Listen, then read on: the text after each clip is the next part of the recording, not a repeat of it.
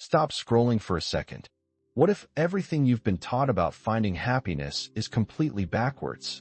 What if the key to true inner peace isn't about changing your circumstances or even changing yourself, but about learning to fiercely, actively love your worst moments?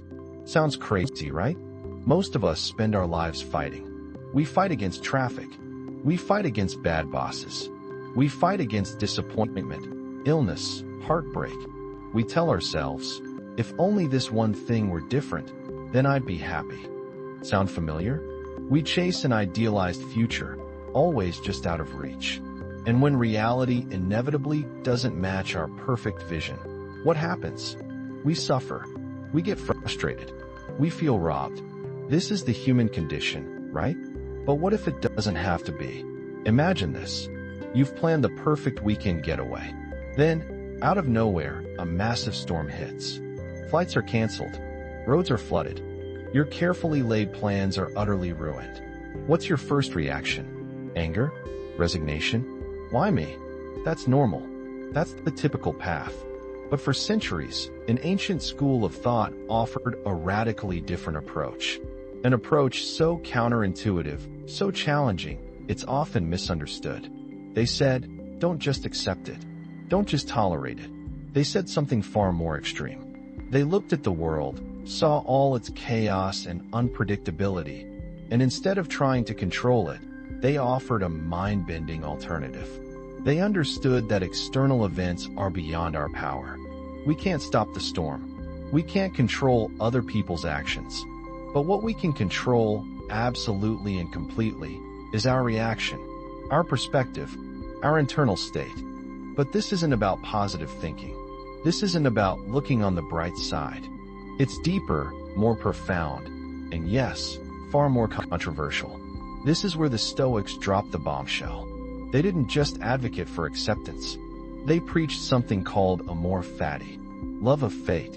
Not a passive it is what it is, but an active, enthusiastic embrace of every single thing that happens.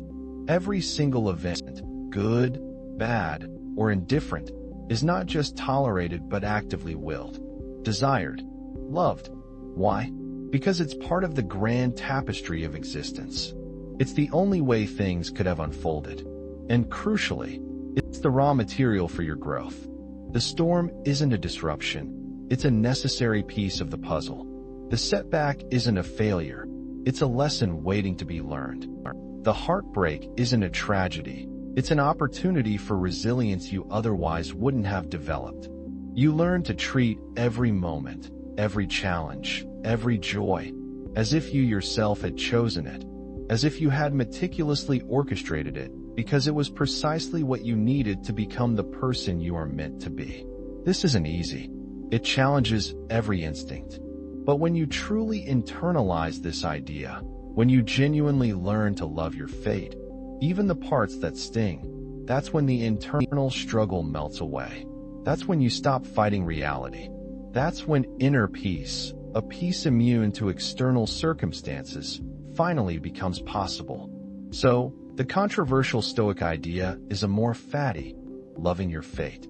Not just accepting it, but actively embracing every single thing that happens as precisely what you need. It's a radical shift. Now, I want to hear from you. Think about something difficult you're facing right now. How would your perspective change if you genuinely tried to love that situation, seeing it as essential for your growth? Share your thoughts in the comments below. And if this idea resonated with you, hit that like button and share this video. Let's start a conversation about what true inner peace really looks like.